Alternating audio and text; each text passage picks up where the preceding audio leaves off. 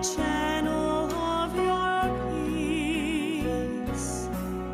Where there's despair in life, let me bring hope. Where there is darkness, only light. And where there's sadness, ever joy. Oh, Master, grant that I may never seek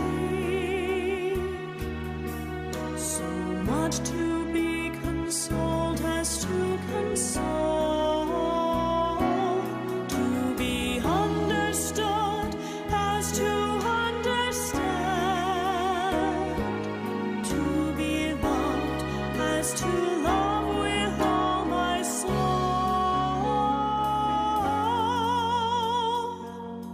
Make me a channel of your peace. It is in pardoning that we are pardoned, in giving of ourselves that we receive, and in dying that we're born to eternal life.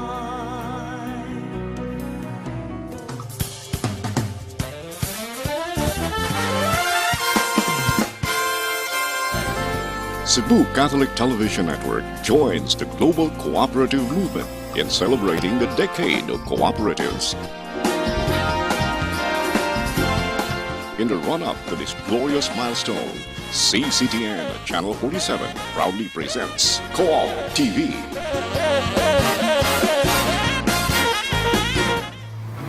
Hi and hello from Cebu City in Central Philippines, and welcome to COOP TV. COOP TV is being brought to you by CCTN Channel 47, and we are in solidarity with the global COOP family as we await the glorious milestone, the 2020 International Decade of Cooperatives, but we are even looking beyond. We're looking at 2030 as we strive to achieve the 17 Sustainable Development Goals as mandated by the United Nations and adopted by the International Cooperative Alliance. This is quite a big family, no? Kining global kaayo nga co-op family. And of course, we are joined on this episode as usual by Romil Bansuelo. He chairs the Land Bank Employees Credit Cooperative. Partner, hello there. Thank you very much, partner. It's nice to be here again at the studio. Hello, cooperators and televiewers. Thank you for keeping it here on COOP TV. This is going to be a very interesting weekend, partner, kay naadri ang mga kadagkuan who are really in authority to talk about this issue. Actually, round 2 ni, no? Sa the role of cooperatives in the public utility vehicle modernization plan, and what a privilege to be joined in this episode by Attorney Gary Maningo. He is the focal person of Cebu People's Multipurpose Cooperative Transport Service Cooperative, but at the same time, also sabni siya sa mga tinugyanan sa Bangko Sentral ng Pilipinas, the manager of the Credit Surety Fund, but as of now, ang atong tutukan ang PUVMP. Una, Attorney, Ayaw. thank you for being here. Kamusta, Attorney? May buntag, Mamalo and Sir Romel. And it's nice to be back here in your show. And it's been my nth time. I cannot count already. I've been here in your show, and for our televiewers, thank you for watching this program. Always a valuable resource sa mga discussions nato diri sa COOP TV. Yeah. We are also joined on the set with us is the Chief of the Transportation Development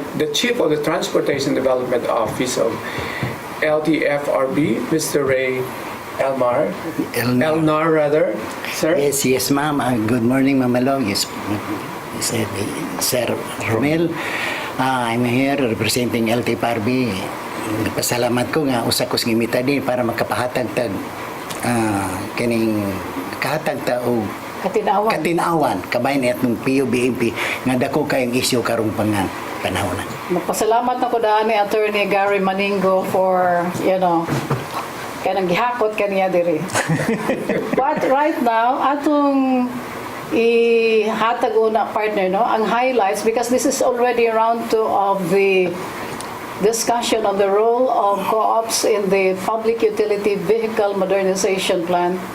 Mo backtrack ta kariyot partner, and take off the highlights of the previous episode in which we invited to this program Mr. Macario Yoyong Quevedo. He is the CEO of Cebu People's MPC, a transport service cooperative. Ang Cebu People's MPC has embarked on a new business for the 90,000 strong co-op members. Ang Transport Service Co-op Division sa Cebu People's will mobilize co-op members and investors at the same time to raise a huge capital haron nga matuman kining dako kaayo nga kalihukan sa Cebu People's MPC, and that is why we are happy nga instrumento ta partner to convey these very important messages nga di nagyod kalikayan o dili nagyod mabangbang ang pagpatuman sa PUVMP, because as earlier mentioned here on the show, ang expiry sa mga franchises sa PUJs will happen in a couple of days, sa Marso 19. And what are we doing about it? So sana sa mga ligawan sa ato ang discussion with Yoyong Quevedo. Grabe ang resistance sa mga operators is the consolidation part. So in the consolidation, they were doing a lot of mga meetings. How do you call it, Attorney Gary?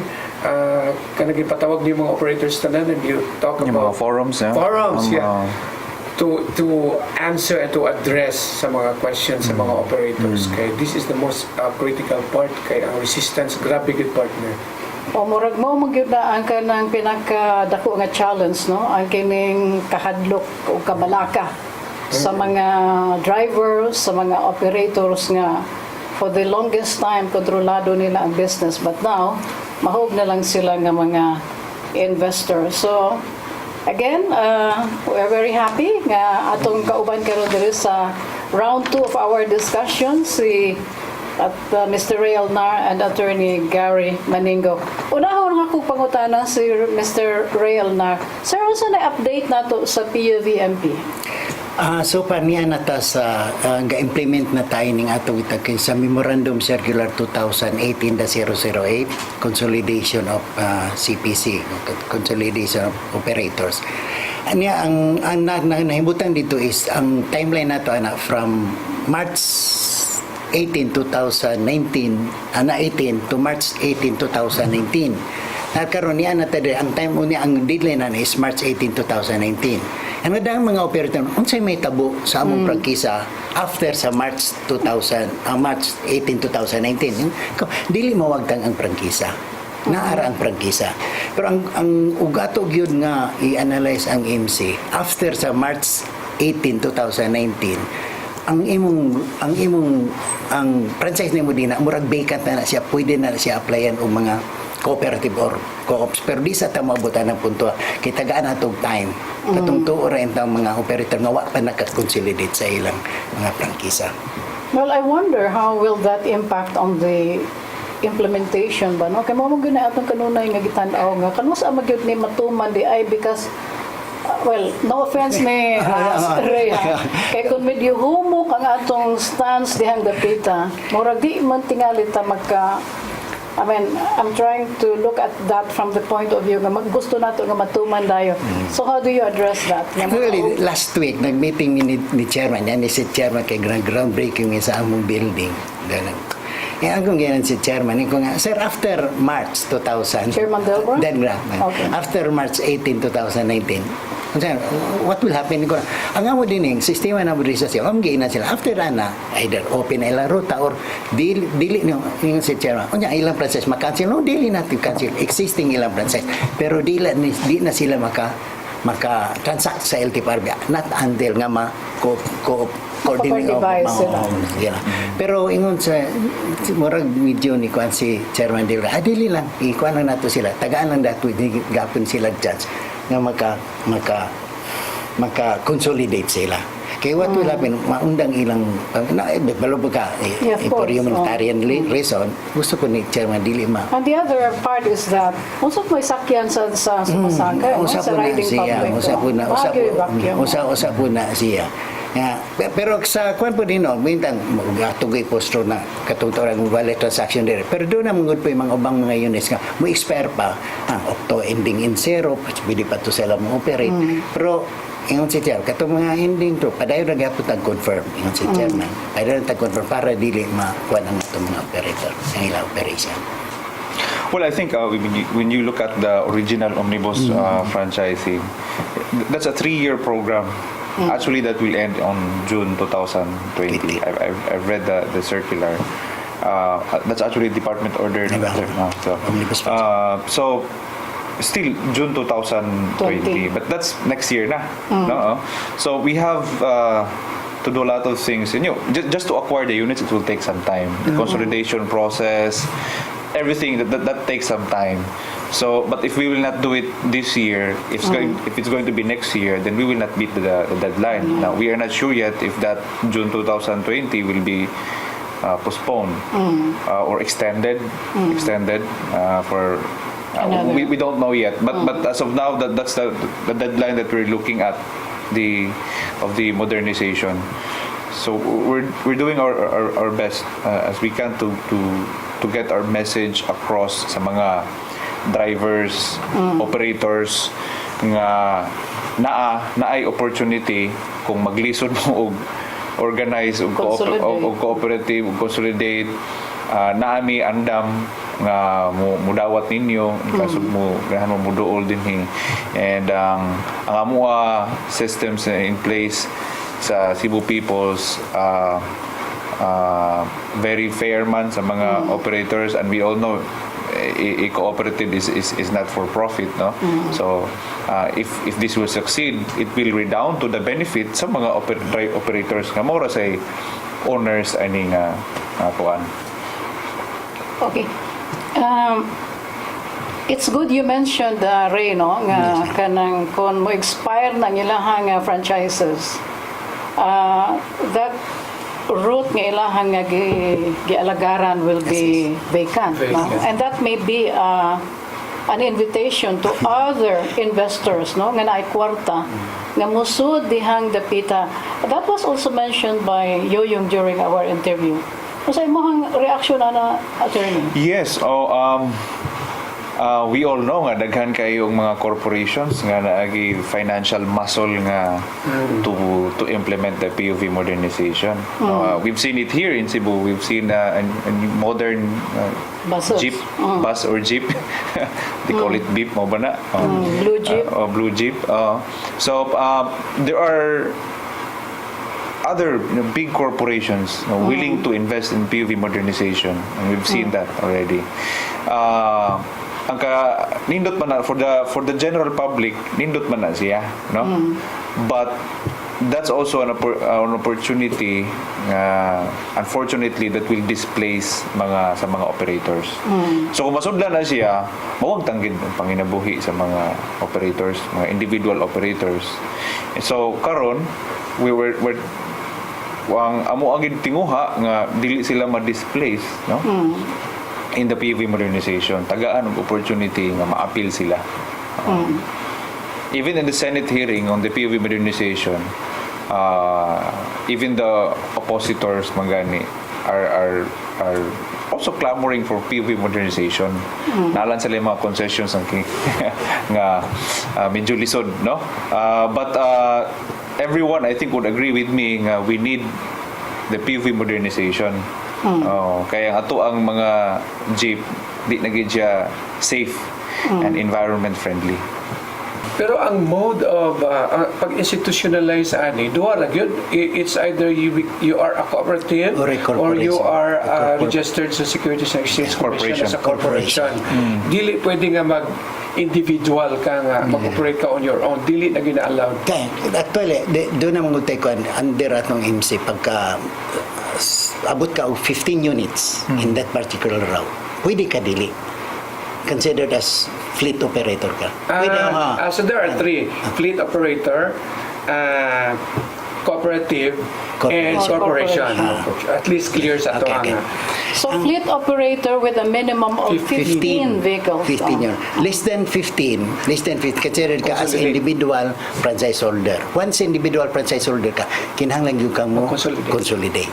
Under dito sa co. Ang disadvantage lang yun po, Ana, kay once nasa ruta ka is 15 ka, na pwede rin cooperative ka, under the law, kung doon ay opening of route, cooperative din natin mataga din. Hindi ang individual.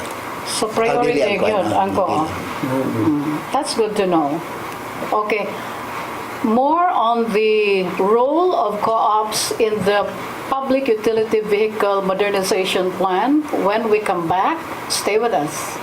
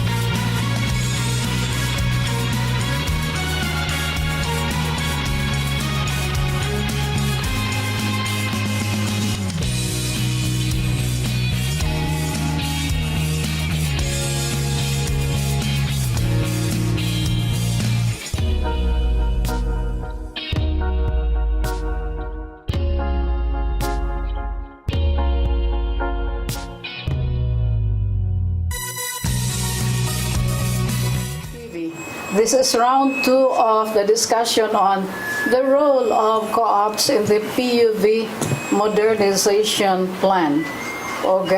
Before we went on a break, gi-explikar ni Attorney Gary Maningo nga kining mga nagkalain-lain karon nga mga fleet operators sa partner, no, who may want to consolidate and organize their groups into cooperatives. Dili gyud siya sayon nga undertaking, no? But of course, doable siya as mentioned by Attorney Gary Maningo. And so, dako na siya nga kanang atimanunon ba, no, sa mga tao nga who would like to be, independent, come up with a new identity, or they can always be under the shadow, no, ubos sa pagdumala sa usa ka existing o 46 anyos na nga kooperatiba, which is none other than Cebu People's MPC, a transport service cooperative. So, gi-mention mo ganiha, Attorney Gary, nga wala pa yun dahil ma-credit ang Cebu People sa OTC, LTFRB. Wala pa sa LTFRB. Nag-amend namin sa Bylaws? Articles of Cooperation and Bylaws. Then we have to go back to OTC again for accreditation. And then to LTFRB for the consolidation. So kami gani nga kanang organized na. Medyo lisod magani ang process gihapon. But it's easier for us than organizing a new one, of course. No? So, mo na siya. Hopefully, siguro mga next month or next month. But right now, we are consolidating and getting all the information from the operators para once mugawas na to, mausa na lang na mag-submit sa LTFRB nga these are the operators willing to join us or have joined us already, and they're willing to consolidate their franchises. And these are 60 operators, I understand, Attorney. Actually, karon with the we're quite aggressive sa promotion and information dissemination. Daghan kaayo og nagpa-member na I think it's more than 100 na manggani kay kasagaran mo gud ani cliente sad sa Cebu people sa una. Ang kanilang masakinan gi-loan. Oh, so if we will not join, ang problema sad kay mawad ang panginabuhi.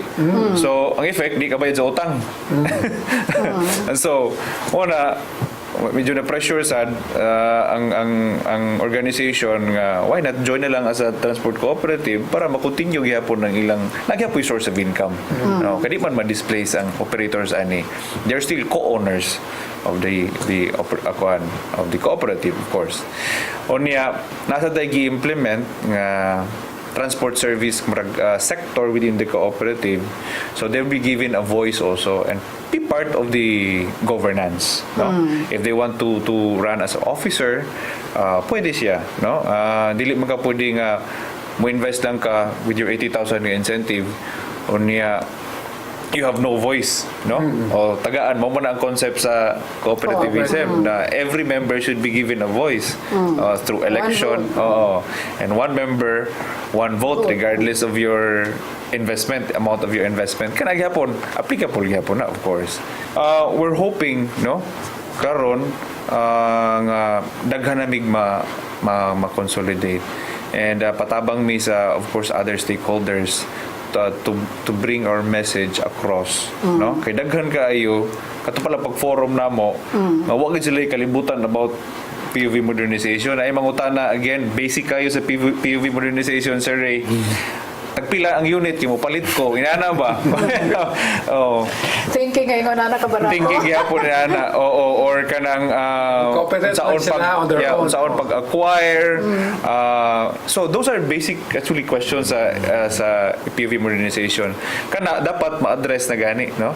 Nga under the POV modernization, mag-consolidate sa cooperative or mag-join mo, and we will take care of the acquisition of the units, and you'll be an investor to the cooperative. Dagan sa concern sa mga drivers, no? Sa mga drivers. So, sa mga drivers, we are giving opportunities to existing drivers to be to apply as drivers as well. Ang question lang dito, kung senior citizen ba kuno nga nag-drive pa ron, maka-drive pa ba gihapon? Okay. Di pa na mo matubag kung let's cross the bridge when we get there na lang. Tanawon sa nato, no? Okay, if you're a regular employee, naman kay mandatory retirement. Di ba? Under SSS 60 years old. So if you're more than 60 years old, unsa ba gihapoy income opportunities? Kana wala pa migid ka una ana. But ato na lang ka sa Mga maintenance. loose ends din maintenance, pero di mo sad pwede daghan kay mo dito sa maintenance, di ba? Pila raman sad ka tao dito. So kana sad mo murag tan-awon sad nato, no? Mga trabaho na nasa safety officer. Safety officer. In the LTFRB? Sa Co-op. co-op. Sa COOP. Pero I think na may part man gud ani sad ang TESDA sa kuan kaning PV modernization. So, there's actually an exit plan ang governments for those drivers and operators nga dili mo join sa POV modernization. Naay pangkabuhayan nga program, they will be getting free trainings from TESDA, and so walay lugi gyud sa POV modernization. If you don't join, you get something, no? If you join, you also get, of course, 80,000, etc. So walay kanang alkansi gyud supposedly. Unsay minimum management structure that is being required nga mo qualify para nga maka-operate ka sa transport cooperative? Nagimuan na din sa OTC ba or sa CDA or sa inyo? Well, mo apply gihapon ang kuan ang sa CDA, mo apply gihapon ang basic requirements of a cooperative. Number one, must be 15. But this one is a very specialized one. Kaya naamang kundi siya mag-check ka dito sa mga engine kung eksakto ba ni o sa operation, sa registration. Sa operation, not on registration. The operation of the transport cooperative. I'm looking at what is the minimum structure that is acceptable para kang mag-cooperate as a transport cooperative. Sa kuan na kay murag fleet management man na siya. Actually, kaya siya, usan sa requirements nato, not only cooperative, even corporation. Kinahanglan doon na sila shop, doon na sa Italian. For every, doon na sila doon na sila safety officer for every 40 units. Doon na sila 40 units. 40 units. One safety officer for every 40 units. Dapat doon na sila mechanic. I think one mechanic for every 10 units. 10 units. Moderation. Usa na siya. Usa na sir, kami na sa amo na sa technical aspect na sa LTPRB pag di na mo usa na sa mo evaluation sa consolidation, usa na mo na i-determine dito. Abto na mo cooperative ang ilang garage nila, sufficient ba maka-occupy sa number of units nila. So di na pwede i-park sa daan. For every unit dunay sukon na siya plus 30%. Na open space. Open space. Space kay parang So di na gid pwede yung park sa daan, sir. Dili na wala na nandaan. So are you saying that all these transport cooperative na nag-operate na karon? Ang kwanta cooperative karon ka na cooperative Nga i-register sa una lahi na siya. Usually ikaw member ka cooperative. Dadon mo gud. Dadon ni mga unit. Karon di na pwede. No, dili na ato na sa cooperative. Will the existing co-op na register na sa inyo be able to comply this nga dili na nga nalain na usog naman Well, basta that is one of the requirements before ma-approve ang ilang consolidation. And then we will deny their application for consolidation. Even if existing na sila as a registered cooperative CDA as a And this also applies to taxi, no? Taxi, all PUB, Kaya mahal ko kay taxi, ang parking. Space, ang land. Yeah, that's why it's a big challenge, especially if you're starting pa. Namagana yung mga taxi companies partner nga ang ilahang nga mga units na nag-karsada. Lagi sa mga gasoline station. Akong giingon nga operator na ma'am nga ang imong unit wa doon di magkwati kung manduwa na may sa dadon ra sa driver no dapat dadon driver na si grahe dito para dili sa karsada ko. Ato ang operator doon na si grahe dadon lang sa driver. O na ipang-clamp. Okay. Question to Attorney Gary. Do you foresee fierce competition between transport co-ops and corporate transport service? I hope so. Wala. I hope wala. But if there's any competition, I hope it's going to be a healthy competition, and that's what I foresee, no? Kay ang needs modern units is there, and there's a big market, and I don't think there's going to be a competition. Di man sad pwede nga kanang daghan sad kay mo diya sa per route Sereno. So i-limit man sad nila sa per route. And I think ang objective, although they're not, TFRB and OTC is not so hard on this, as much as possible, one operator, one route, no? So it's as much as possible kung kaya lang, no? Mo na siya kanang kung pwede. But if it's going to be a very saying a route nga dako siya capacity, so pwede ra man og duha ba or tulo. So I don't think it's a a question of kanang competition. But the PUVMP attorney is really biased for the co-ops.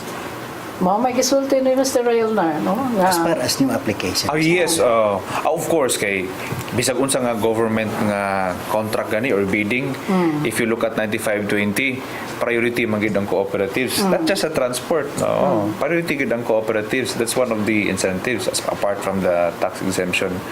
So kani magod kay a cooperative is a social enterprise, no? So nagi na social component gid diha, and with this the drivers and the operators, no? Kay lain mo, as I've said a while ago, lisod man sad kung totally mawala gid sila. That's why the cooperative exists. And hopefully matagaan og enough support, no, sa government, not just kanang ng tax exemption, but be able to get financial support as well. In addition to what Tony Gary said, the competition between a cooperative and corporation in a particular route, kanay gilikayan sa atong POB modernization ang competition. Example, sa one route there are 2 or 3 cooperative. We cannot one na 2 or 3 co-ops or corporation. Dapat din na under one management na siya para makontrol ang deployment of units. Deployment gilikayan din na ang competition. Kaya usually ang atong mga sakyan mag-ilog na sila pasahero paabot sa destination, mga walay sulod na siya. Muna ilikayan din na. There are 2 or more cooperatives in one route under one management na mag-group na under one management para makontrol ang deployment. And who's going to supervise or manage that? Among themselves. Pero nadili na sila magkasabong intra na ang LTFRB. Pero well coordinated ang biyahe. Ang biyahe. Ikaw, hindi man pwede ka mo magkompetensya. Dili, Ikaw sunod. Otherwise, wala itong uban, wala na ito ipangabuhian mo. Hindi mabuhi. Sa maintenance sa sakyan, kada co-op na, pag magwas na sila, doon ay certificate sa respective kanila, kanang safety officer, pabot dito sa ruta nila, control na sila into one management na siya. Kini siya, Ray, kanang-kanos agad ni siya, you think, nga ma-full good na implementation? Hopefully, after June 2020. Okay, o pamananan ko. Let me also add, no, kanang daghang kinangutana mong good sa Facebook page mo. Kanang unsa man ang mga features sa kanang PUV, modern PUV. So this is actually the class 2 kung in city lang dili kanang muna mo gipanguha class 2 PUV kay asa PUV modernization na man ay murag particular kanang Denomination. ang class 2 mo na siya ang class 2 na ana ko i-copy diha. So mo na siya siya kanang specific kanang dimension kanang standard na sa under the DTI, no? So gibutang diha nga dapat ang exit ug ang entrance na sa side. Dili na sa luyo. Dako na ni siya. Unya kay capacity. ang capacity 23 passengers pero ang class 2 lang may allowed na ay standing kay in city man na siya di na siya mapakusog kay traffic bisag gayo so gi-allow na nila even in Manila nga naay that's why there's a big space sa tunga. Ang likuran niya sa kilid murag yung siya bus ba. So para mo well Tato gani nakita ron sa old jeepney mga cute apagis luyo kuya kay matagag. At least sila tanan sa sulod. May aircon magyud ni attorney, no? Nay option nga dili aircon. Nasay Wala po, wala dili. Kanila kanang solar nila. Nasay pwede sad kung aircon. And then na GPS nasay kanang CCTV inside. Mag-record na CCTV. Na speed delimiter and there's Wi-Fi but it did not say kung free ba o di. Kasi buta lang na Wi-Fi. And the beep card, no, automatic payment system. I don't know. Swipe na lang. Yeah, swipe na lang. So di kinahanglan ka ng konduktor nga mag-monitor mahulikta dito sa payment. Mura tanig Singapore. Yes, oo. So, mona because beep card actually when you ride the LRT, magamit mo na nimo. So, bisag asa man na siya. Universal din na. Oo. Pwede siya sa beep, pwede siya sa MRT. It's the beep card. Ang beep card man ang gigamit nila. Prepaid man siya, no? May sulod na madaan. So, magamit sa mo sa kuan. Pareha bitaw sa I think sa Singapore, no? Ang imo card magamit nimo sa LRT, magamit sa mo sa bus. So, Until may mga ka features. you buy that sa airport, ang card, and then mga loading centers. Mga loading centers. It's also a good opportunity sa mga micro-entrepreneurs nga mahimo silang mamaligya sila og mga beep cards. And so, we'll be back. Stay with us. Thank you.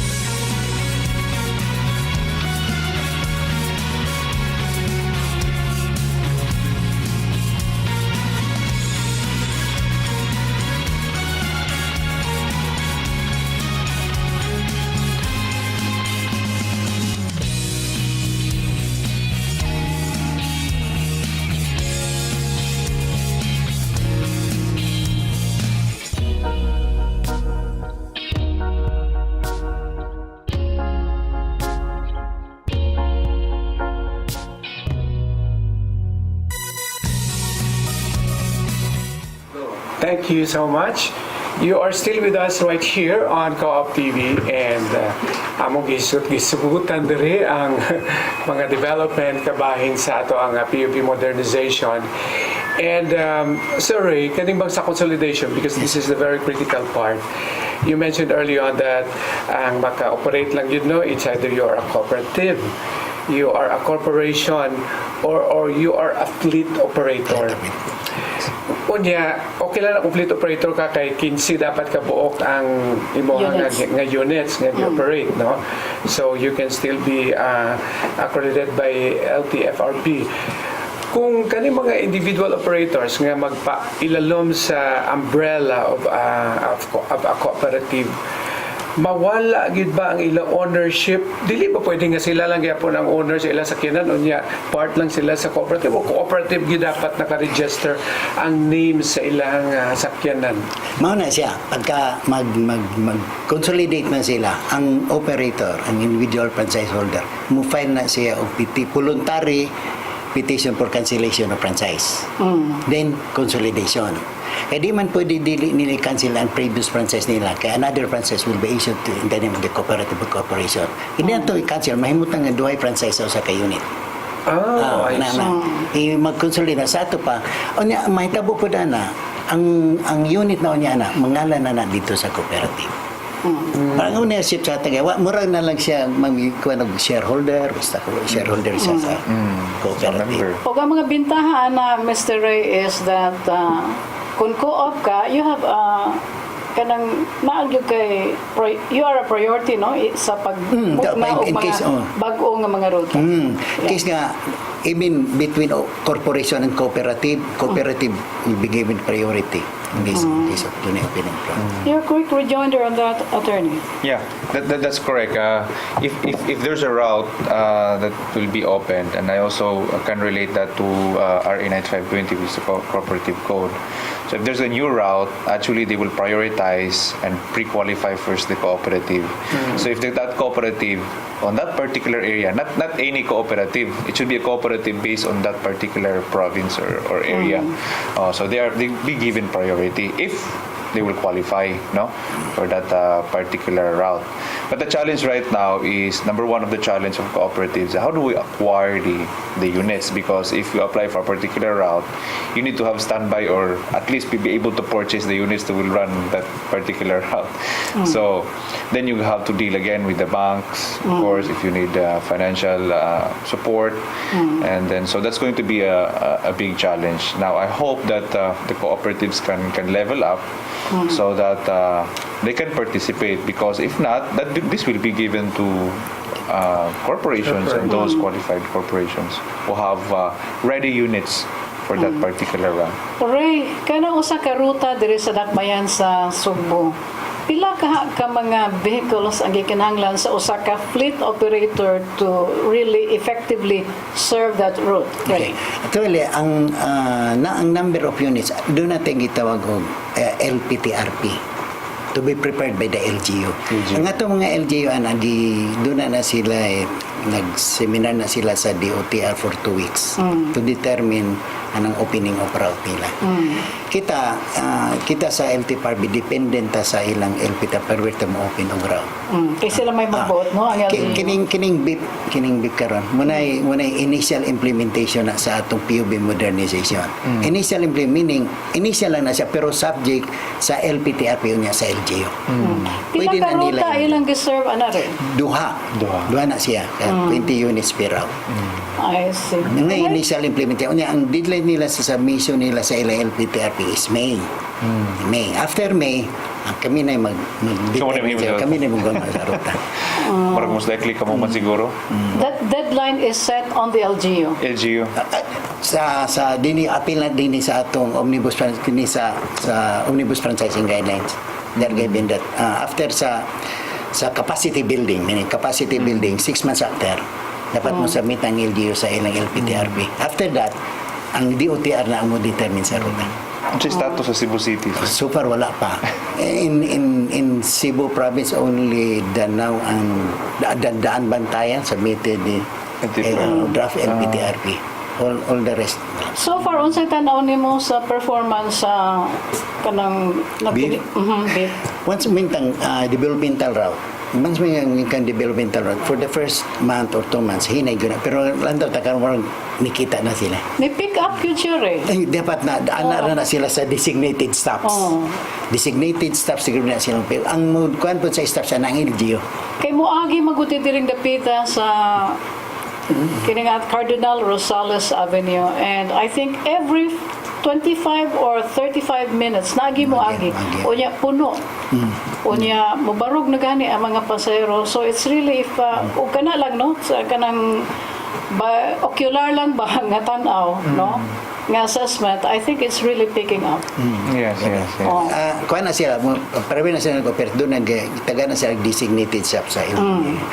Una po na ng purpose na itong initial implementation para makita po sa publiko unsa ang atong PUVMP. Marag sample na siya. Pagkuha na ito nga, ang programa dahil sa gobyerno is maayo para sa katawan. Dili dahil tiyaw lang. No, tinuod. And I think kanang kamo sa agency, Mr. Ray Elnar, you should be happy, no? Nga kanang nakita nato nga hinay-hinay na nga kanang i-accept ba sa publiko attorney ang programa. Kanang developmental route nga mga ginapang open nato, is that being subsidized by the government or sila ra gyud mga private operators ang Determine sa route. Operate ana ba? Actually, that was determined by former director Ahmed Quizan ang ruta niyan siya kana. Pero kinahanglan po ang developmental route dili ka mo sobra sa more than 25% sa nag-operate, meaning kanang narang dunay nag-operate dunay PUD nag-operate dili more than 25% sa total length nga gi-operate ang unit anang ruta niya. Kaya more than sa 25%, ang ningon DOTR, more than 25% di na siya developmental route. Kaya namin napiktuhan nga lain nga route. So private operator na karon ang nagdala. Na private corporation. Corporation na sila. Oo. Kaya nakakita mo sa Manila og beep. Dahil daghan beep dito nagdagan sa Quezon City. Kung nadili sa Cebu. Naka-avail sila sa subsidy of the government. Kasi ingon niyo nga 80,000 wala na sila tagain. So corporations are entitled for that? Only cooperatives? I think cooperative. Ako sa 80,000 incentive, i-explain mo nagmaayo sa ni itong OTC Executive Director na to during our forum, si Sir Eugene Pabualan. So the 80,000 is actually the equity of the individual operator per unit. So, puna na siya mga requirements sad. Hindi ka tagaan. So, kanang 80,000, dili gina actually madawat gid sa operator. No? So, inig-avail na sa loan, it considered as equity na to siya. But the equity of 5% is being shouldered by the government. That presupposes nga ang cost sa vehicle is 1.6 million. Okay, 1.6 million, ang 5% ana is 80,000. Pero karon manggod ang mga modern nga PUVs, isaka naman abot na magtag 2 million. So, ang question now, willing ba mo shoulder og additional ang individual operator or mao na nga mao sad na one of the advantages kung ang cooperative organized na nga nanay pundo pwede man mo shoulder sa dili kaya sa government. Ang kanang 80,000 naapil na siya sa 2019 budget. So di na po siya pwede mausab. Oo, siguro for next year pwede siya increasean kay daghan man ni clamor nga increasean because the cost of the vehicle also increased. So for individual na siya, kung di nimo i-consolidate di nimo i-surrender ang unit, wala sa 80,000. Muna incentive sa kanang operator. Pero akong gi-visit ang website sa LTFRB, no? And then I gathered ng mga 30 kapin ang accredit sa OTC o sa LTFRB, mga 36, 38 so far throughout the country ng mga transport cooperatives. Is that correct? Wala ko nalin sa national, pero this sa LTFRB, I think we have 8 registered transport cooperative. In Region 7. Region 7. Region 7. So, unsa man ning walore? Kayo Bohol in Cebu is Citrasco, Butrasco, Kanang bakuron sa sa Lilo, sa Lapu-Lapu. Udutko. Sa ilang bago pa ino Wala pa. Pero bago pa ni sa People's Cooperative naad nang ila.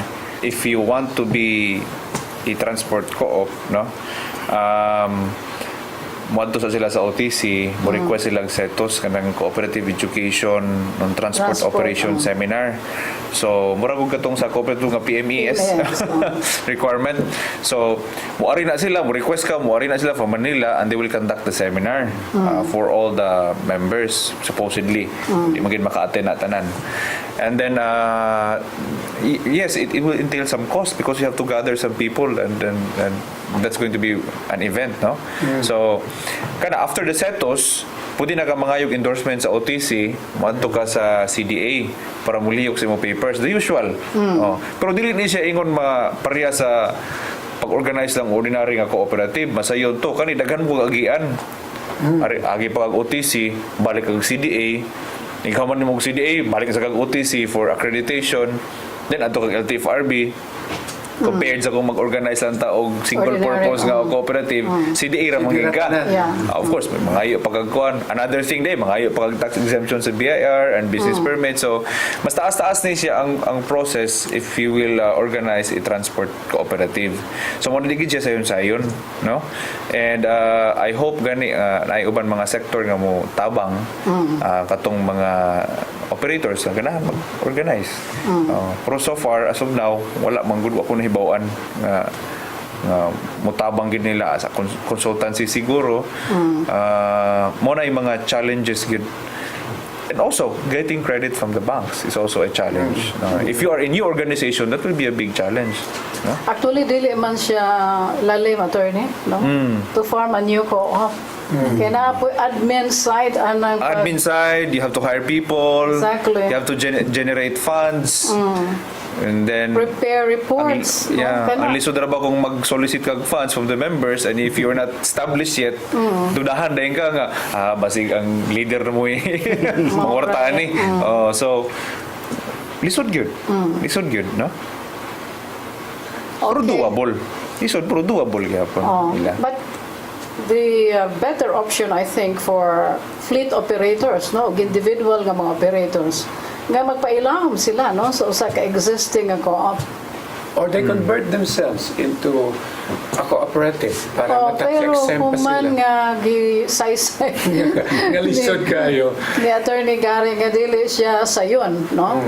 Dili sayon. Ang registration, dako na ang challenge. You know, ang basic foundation mo sa cooperative, when you organize a cooperative, we all know this, trust and confidence. Di ba?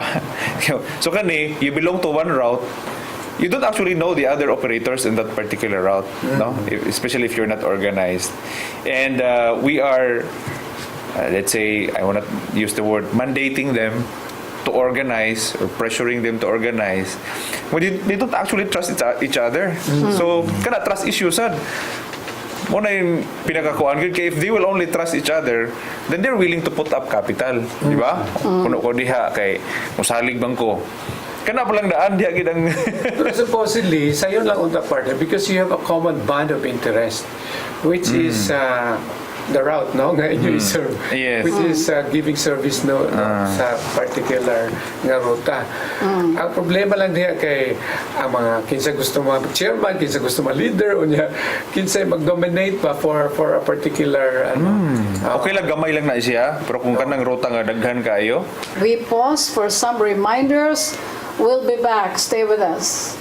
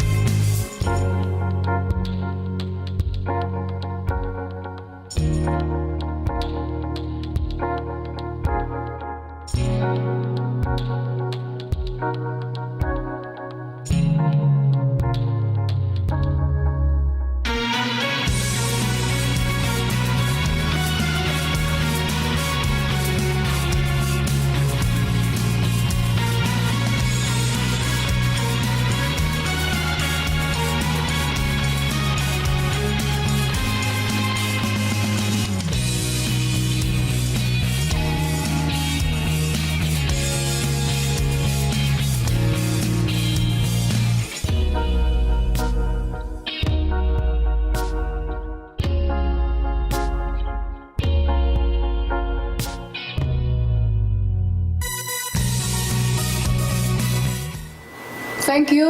And we are on the home stretch of Co-op TV. Atong mga dinapit karong adlaw sila si Mr. Ray Elnar sa LTFRB. And of course, practically mainstay here on Co-op TV, Attorney Gary Maningo. So, Sir Ray, unsay mga hibalo? Are there any announcements from your office nga angay mahibawan sa publiko? Ako lay paibaw sa mga operator nga dili lang sila mo kuan kayo sa atong deadline nga tong March 18, 2019. May murag na kuan sila. Relax lang kay dili maka even after March 18, 2000 dili makancel inyong franchise. Pero kinahanglan mo kuan mo undertaking nga dapat mag-consolidate mo as early as possible. Dili na sila mo rin yun. Pwede sila mo-renew.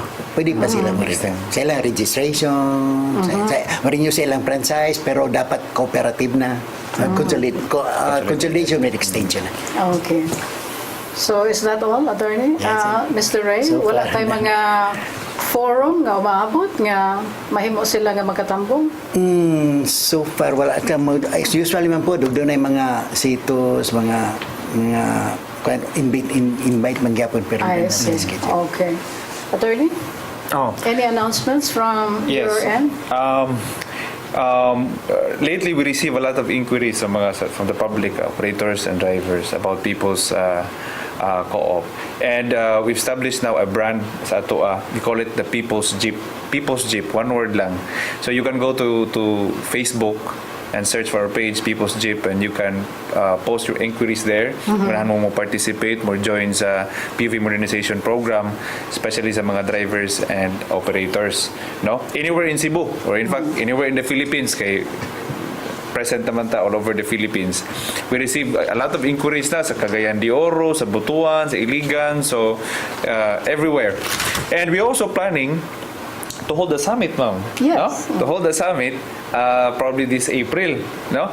And it's going to be a big event, and we're going to sponsor that in coordination also In coordination with your group. Creative Service Technology Cooperative. And of course, with participation sa LGUs, we'll be expecting a lot of not just drivers and operators. Kaya di mo taka-expect mo tunga sila tanan, kaya nanginabuhi man na, but also from the public, anybody can join in that particular summit. And so that's going to be a big event, and we hopefully by April madayon na. We also targeting towards the end of April, if all the papers are in order na, we'll be launching the People's Jeep with our model units coming here April or May. So keep posted for some announcements. Pinana ka units. Wala pa. Model lang. Pang showcase lang. Pang showcase lang. Office, Attorney. You're supposed to go okay, to office. we're releasing a garage sa kanang Talamban. It's a big space, more than 1,000 square meters. So that's going to be our headquarters sa People's Jeep. It's right at the heart of Talamban, Cebu City. So you can go there at the back of Robinson's, at the back of Robinson's in Talamban, or you can visit any Cebu People's branch. We're everywhere in Cebu City, so you can visit the branch and be a member. Unya na tong sa PV modernization, just be a member first. Kay kaning participation ani exclusive for members of Cebu People's Co-op man. But there you are, no? Nga kanang ang demand sa pag-cooperativize sa anaa sa transport sector dili lalim. Okay? And so, well, there is an option, of course, to go into an existing co-op like katong gisgutan ni Mr. Ray Elnar, Trasco, but what can we do? No, ang focal person sa Cebu People's NPC ang karon din. And so you heard me it. also be a operator before and investor. That's why I'm taking the lead on the on the transport service operations. Let us be open-minded, especially sa mga operators nato and drivers.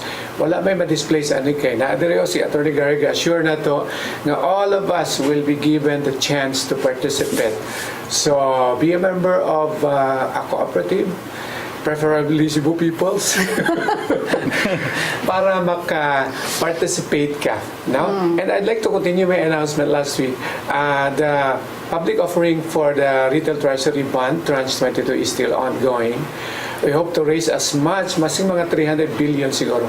And part of this will finance the PUV modernization and the build of our country. So please participate. I'm happy no nga gi-announce ni Attorney Gary Maningo nga ang kining atong startup cooperative, which is Creative Technology Service Co-op, will partner with Cebu People's MPC in holding that summit, no? Pero ang mga specifics puko na lang kay we are trying to draw out that plan.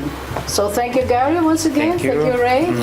Salamat, Tatay Dodong Limchiwa, Nanay Dayan, for your 101% support for the Co-op Advocacy Show. Sa atong technical crew, sa TOC, o sa atong support staff, thank you so much for keeping it here on Co-op TV. We'll see you next time. God bless.